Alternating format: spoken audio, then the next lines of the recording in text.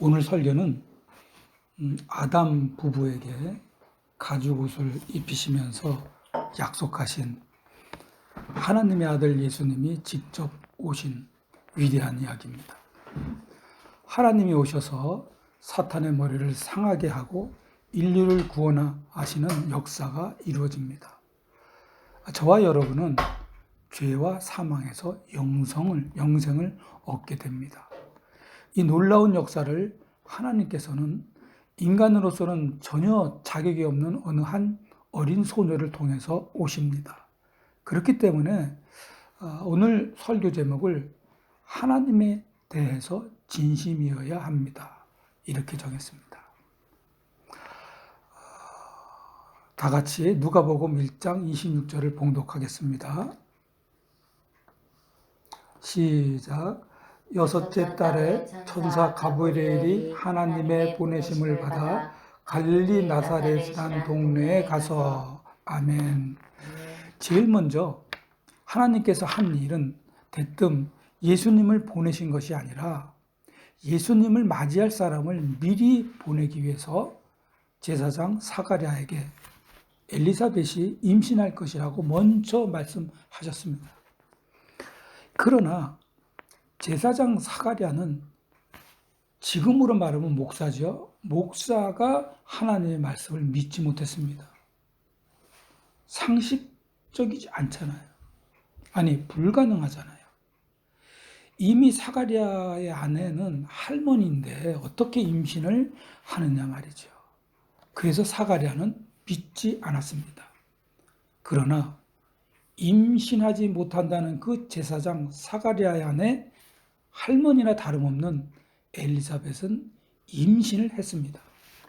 그렇게 임신하는 것이 불가능하던 그 엘리사벳이 임신한 후 6개월이 지나자 드디어 하나님의 아들을 보내기 위해서 이번에는 갈릴리 나사렛 동네에 천사가 옵니다.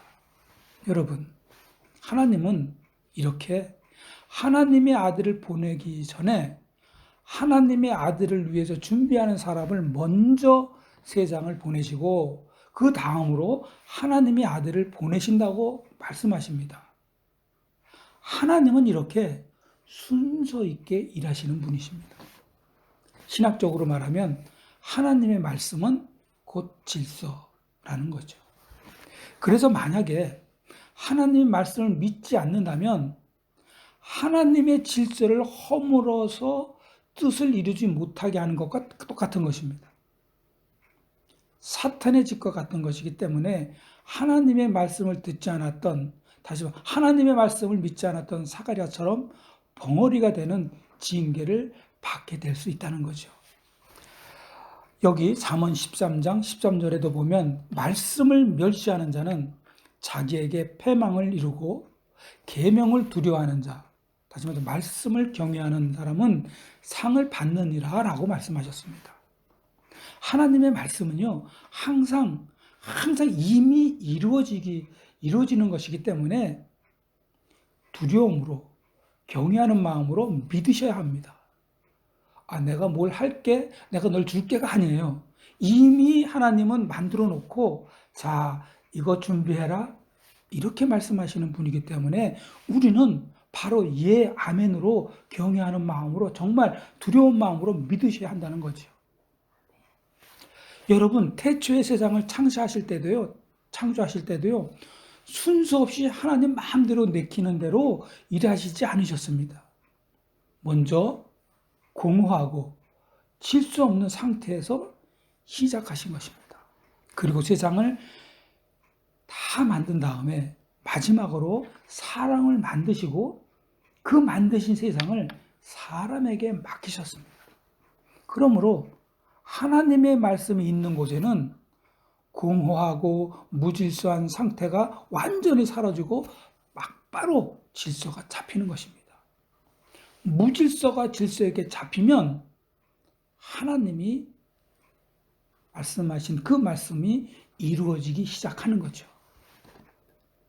여러분의 삶의 자리에 혹시 지금 힘들고 어렵거나 아니면 시험 중이거나 그러한 혼돈되고 어떻게 할지를 갈피를 못 잡고 계시다면 하나님의 말씀이 여러분 마음에 들어와 계신다면, 아니, 여러분의 마음에 하나님의 말씀을 두면 여러분의 마음은 바로 질서가 잡힐 것입니다. 불안이 사라지고 평안이 찾아옵니다. 왜요? 질서가 주는 능력이 있기 때문입니다. 하나님의 말씀으로 평안을 느끼시고 싶다면 여러분, 짧은 말씀이 되건 아니면 기도문을 자꾸 속으로 자꾸 읊으세요. 이 읊조름이 바로 묵상입니다. 묵상의 의미는 이런 의미입니다. 이것이 유대인들이 전통적으로 사용했던 방법입니다. 그들은 이 방법으로 포로 기간을 다 인내하면서 지냈던 것이죠. 이렇게 묵상할 때 여러분, 사탄의 영이 사라진다는 것을 명심하시기 바랍니다. 아멘. 하나님의 말씀이요, 질서가 이루어지기 위해서 성령님이 여러분의 마음과 육체를 인도하시고 보호하십니다. 여러분의 생각에 지혜를 넣어주십니다. 그 대표적인 사람이 다윗이에요. 정말 한창 전쟁통에 화살이 날아오고 적의 칼이 오가는 상황에서도 다윗은 그런 상황에서 하나님 어떻게 하죠? 이렇게 물어볼 수 있었을까요? 여러분 같으면 지금 막 정신없이 막 일하고 막 상담하고 막 그러는데 순간적으로 하나님께 여쭤볼 수 있는 그런 여유가 있나요? 아니, 잠깐이라도 하나님께 물어볼 수 있나요? 그런데 다윗은 이 여쭤보고 답을 얻을 수 있었습니다. 그것은 항상 다윗이 하나님의 말씀을 읊조렸기 때문이에요. 맹탕 가만히 있다가 오늘 뭐가 탁 떨어졌는데 하나님 도와주세요, 이렇게 말 못한다는 거죠. 그런 말조차도 못하는 게 우리의 마음입니다. 왜요? 우리는 항상 세상 일에 쫓기다 보니까 하나님의 말씀을 마음에 하나도 없는 거예요. 다시 말해서 항상 묵상하기 때문에 하나님께 물어보고 답을 얻을 수 있었던 것이 다윗입니다. 그러므로 여러분, 하나님은 여러분을 다윗과 같은 믿음을 갖게 하시기 위해서 어떻게 하세요? 여러분의 입술에 말씀을 두셔서 여러분을 변화시킵니다. 아멘. 여러분이 아침마다 기도문을 받으실 겁니다. 기도문을 받으면 오르르 한번 외우고 끝, 이게 아니죠. 그것을 시간 날 때마다 한 번씩 들여다보고 자기가 꼭 필요한 말은 마음에 새기고 입술로 자꾸 읊조리세요. 중얼거리세요. 아멘. 그러면 그게 바로 하나님이 여러분을 변화시키는 겁니다. 그리고 여러분의 삶의 자리에 그 순간은 질서가 이루어지고 하나님의 선하신 뜻이 이루어지는 복을 받으시기를 바랍니다. 자, 갈릴리 나사렛에 도착한 천사 가브리엘은 마리아를 찾아옵니다. 누가복음 1장 27절입니다.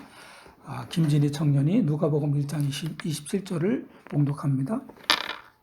다윗의 자손 요셉이라는 사람과 약혼한 처녀에게 이르리니 그 처녀의 이름은 마리아라. 아멘. 하나님이 천사를 보냈어요. 그리고 하나님의 말씀을 이루려고 사용한 사람은 누굽니까? 외진 산동네에 가난한 곳에 사는, 그것도 약혼한 처녀 마리아입니다. 여러분, 마리아는 약혼한 요셉과 만나면서 미래를 그리며 결혼을 준비했을 겁니다. 그냥 속으로 그림만 그려도요, 얼마나 가슴 떨리는 그런 나날을 보내고 늘 준비하면서 자신의 삶에 충실하고 그렇게 살던 마리아입니다. 비록 가난하지만 열심히 살고 있는, 그래서 나대지 않고 겸손하고 수줍음이 많이 다른 어린 17세 정도의 소녀였습니다. 이것을 보면 하나님이 사랑하는 사람은요, 그러므로 부잣집 딸도 아니고요, 세상의 권세와 지식과 돈을 많이 가지고 있는 사람도 아니라는 거죠. 하나님이 사용하시는 사람은 교만하지 않고 잘난 척하지 않고 그저 처녀 마리아처럼 가난해도 좋고 부자라도 관계없이 그저 겸손한 사람이라는 겁니다. 자, 고린도전서 1장 27절과 28절을 볼까요? 하나님께서 세상에 미련한 것을 택하사 미련한 사람을 택하신다 그러셨어요. 하나님께서 세상에 미련한 것을 택하사 지혜 있는 자들을 부끄럽게 하려 하시고 세상에 약한 자들을 택하사 강한 것들을 부끄럽게 하려 하시며 28절은 이렇게 말씀하십니다. 하나님께서 천한 것들과 멸시받는 것들을 택하사 있는 것들을 폐하려 하시니라. 하나님은요, 사용하실 때 교만한 사람 절대로 사용 안 하고 겸손하고 진짜 아무것도 없다고, 아니 멸시받을 수 있는, 아니 왜 혼자서 정말 이걸 어떻게 하면 좋지 하는 그런 사람을 사용하신다는 말씀입니다. 그래서 하나님이 여러분을 사용하실 때 여러분의 겉모양이 화려하고 멋지게 생기고 돈도 많아서 헌금 많이 하고 인기 좋아서 교회 가져가면 교회로 사람들을 데리고 오고 가는 그런 사람은 사용하지 않는다는 거고 택하지 않는다는 말씀입니다. 예를 들어서 다윗은, 다른 형제는 다 집에 있었지만 다윗은 어떻게 했어요? 들로 산으로 다니면서 양을 치던, 그야말로 식구들에게도 무시당하던 마리아처럼 아주 어린 소녀였습니다. 소년이었습니다. 하나님이 사무엘을 다윗의 집에 보내서 자, 왕으로 삼으려고 했을 때 그때도 다윗은 집에 없었어요. 분명히 이새에게 다 청제들을 모으라 했는데 이새는 다윗은 부르지도 않았어요. 다윗은 그때도요, 들에서 양을 치고 있었습니다. 하나님은 그런 다윗을 사용하셨습니다. 작고 어리고 별 볼 일 없는 소년 다윗을 이스라엘의 왕으로 삼으셔서 하나님이 사용하셨습니다.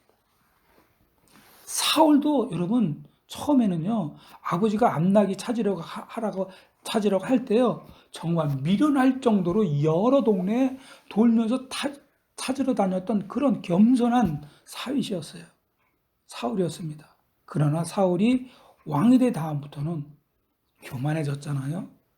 교만해져서 하나님은 사용하지 않고 폐기 처분하셨습니다. 하나님께 버림을 받았다는 뜻이죠. 여러분, 하나님이 귀하게 사용하는 사람은요, 정말 세상에서 보기에 미련하게 보이는 사람을 사용하십니다. 어떤 사람이요? 남들이 다 질서를 지키지 않을 때 미련하게 혼자서 질서를 지키는 그런 사람을 사용하십니다. 하나님은 그래서요, 마리아를 사용하시려고 이렇게 말씀하십니다. 누가복음 1장 28절, 29절, 30절을 우리 제일 어린 우리 서진이 어린이가 봉독합니다. 네, 28절이요. 28절, 29절, 30절입니다. 네. 천천히 하세요. 그에게 들어가 이르되 은혜를 받은 자여 평안할지어다. 주께서 너와 함께 하시도다 하니 처녀가 그 말을 듣고 놀라 이른 이사가 어찌함인가 생각하매 천사가 이르되 마리아여 무서워하지 말라. 내가 하나님께 은혜를 입었느니라. 아멘. 아멘. 아유, 감사합니다. 감사합니다. 천사가 마리아에게 들어갔어요. 마리아에게 들어가서 첫 번째 한 말은 뭐예요? 너는 은혜를 받았다입니다. 그리고 천사가 무서워하고 있는 마리아에게 두 번째 한 말은 뭐예요? 두 번째 한 말도 은혜를 입은 자입니다. 어떤 은혜가 마리아에게 왔다는 것인가를 천사는 이렇게 설명합니다. 네가 잉태하고 아들을 낳았다입니다. 이게 은혜랍니다. 처녀가 잉태한 것이 은혜라고 설명하는 천사의 말은 도저히 납득할 수가 없습니다. 왜냐하면 처녀가 잉태하면 그 당시 법으로는 돌에 맞아 죽기 때문이에요. 이렇게 은혜가 돌에 맞아 죽을 만큼 위험하고 겁나는 것이라면 마리아는 이 고난을 어떻게 받아야 할 것인가 생각해야 합니다. 성경에는요, 이 말을 듣고 마리아가 어떤 태도를 취했는지 나오지는 않아요. 그러나 전후 사정 맥락을 보면 마리아가 뭔가를 말을 했대 분명히 성경에 기록해 있을 텐데 아무런 말을 하고 침묵을 지키며 천사를 응시했을 뿐이라는 거죠. 정리해서 말씀드리면 이런 거예요. 마리아는 가만히 서서 있었다입니다. 가만히 서서 있었다? 어디서 본 상황 아닌가요?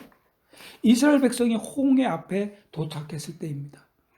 뒤에서 애굽의 엄청난 군대가 막 쫓아와서 곧 죽게 되었을 때 이스라엘 백성이 모세를 막 원망하면서 아우성치면 난리 났잖아요. 이때 모세가 무슨 말을 합니까? 출애굽기 14장 13절입니다. 모세가 백성에게 이르되 너희는 두려워하지 말고 가만히 서서 여호와께서 오늘 너희를 위하여 행하시는 구원을 보라.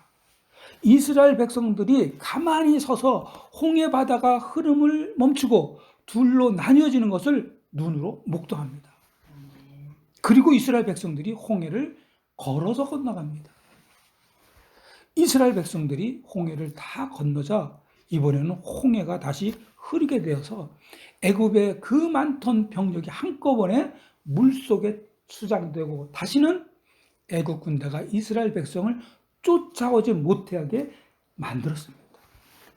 이때도 이스라엘 백성은 어떻게 했냐면 가만히 서서 애굽의 그 수많은 군대가 수장되는 것을 보았다.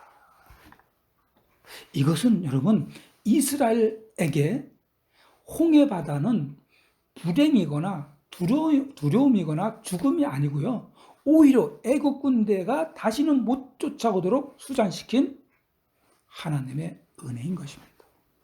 그러므로 여러분, 여러분을 가로막는 홍해 바다와 같은 어려움 속에 있을 때 오히려 할렐루야 하면서 기쁘게 맞이하셔서 이스라엘 백성처럼 마리아처럼 하나님의 은혜를 체험하며 사시는 복된 여러분이 되시길 축복합니다. 아멘. 마찬가지로요.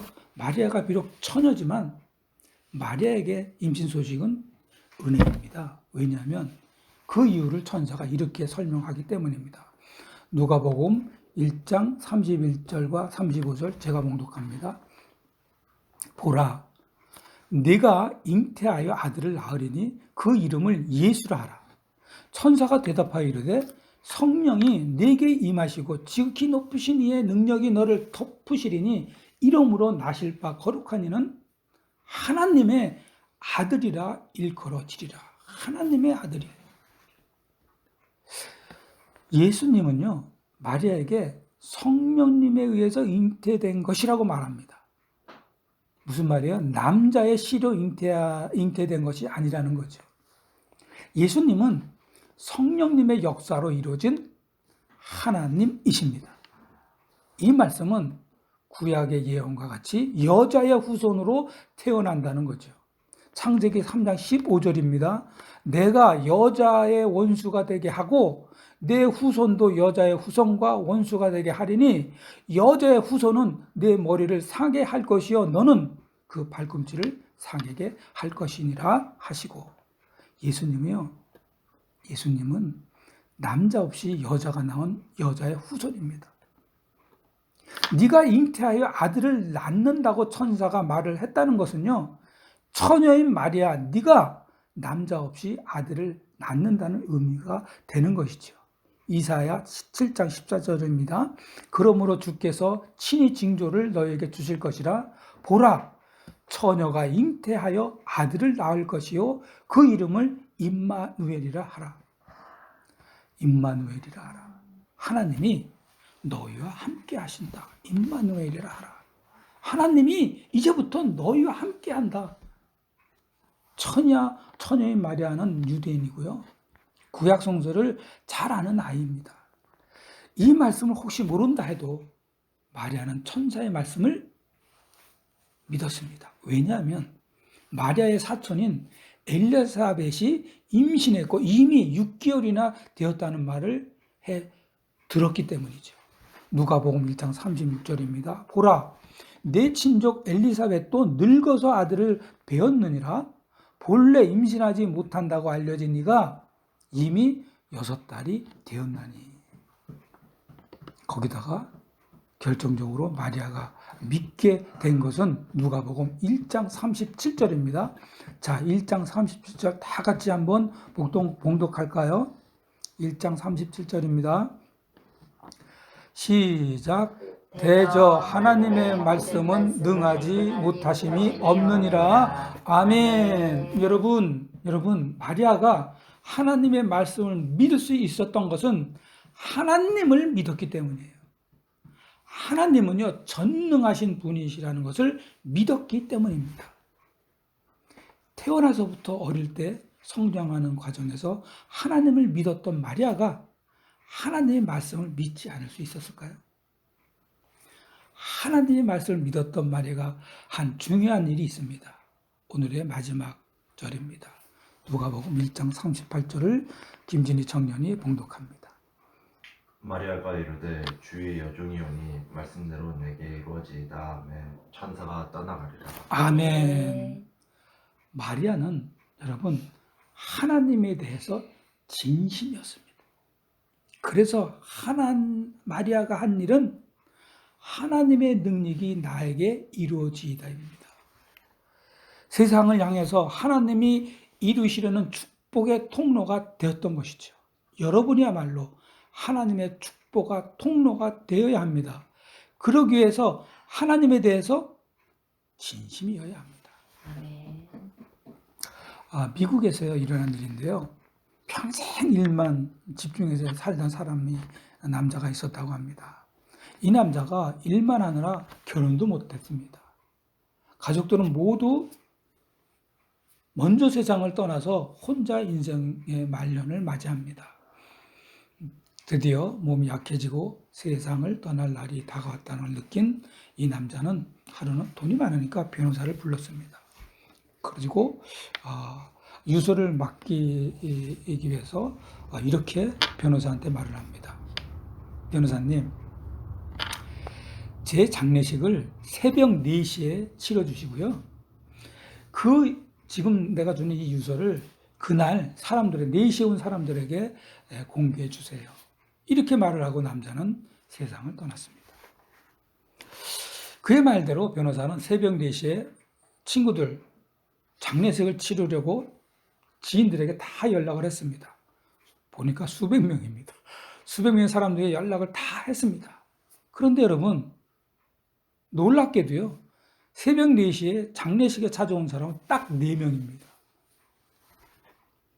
하객 앞에서, 4명의 하객 앞에서 변호사는 남자의 유언을 공개합니다.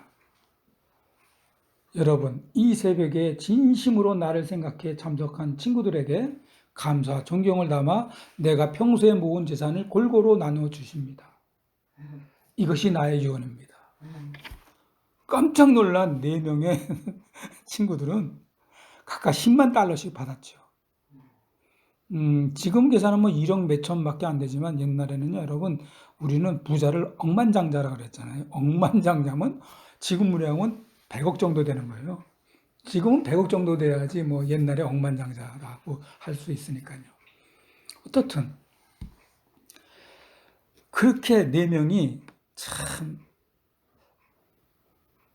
10만 달러씩 받아가지고 뭘 했냐면 받은 그 돈을 고인의 이름을 써서 사회 곳곳에 환원을 해 끝까지 우정을 지켰습니다. 진심이 있다면 그 어떤 일도 귀찮을 수가 없고 더 열정적일 수 있는 것이죠. 마찬가지로 마리아도 예수님을 잉태하고 고난 가운데 처했음에도 불구하고 오히려 자신을 하나님의 여정이라고 말을 하면서 하나님의 말씀대로 자기에게 이루시라고 말할 수 있었던 것은 바로 하나님에 대해서 진심이었기 때문입니다. 우리도 마리아처럼 고난을 은혜로 받아서 오히려 감사할 수 있고 오히려 더 열정적으로 하나님의 뜻을 이루려고 하는 힘은 바로 하나님에 대해서 진심일 때입니다. 사랑하는 더드림 성교회 여러분, 하나님에 대해서 진심이시기를 바랍니다. 그래서 여러분과 여러분의 자손들이 하나님의 축복의 통로가 되시기를 축원합니다. 다 같이 기도하겠습니다. 하나님, 마리아처럼 고난을 은혜로 알고 하나님의 뜻이 이루어지도록 하나님에 대해서 진심인 저희가 되게 하여 주시옵소서. 아멘. 예수님의 이름으로 기도합니다. 아멘.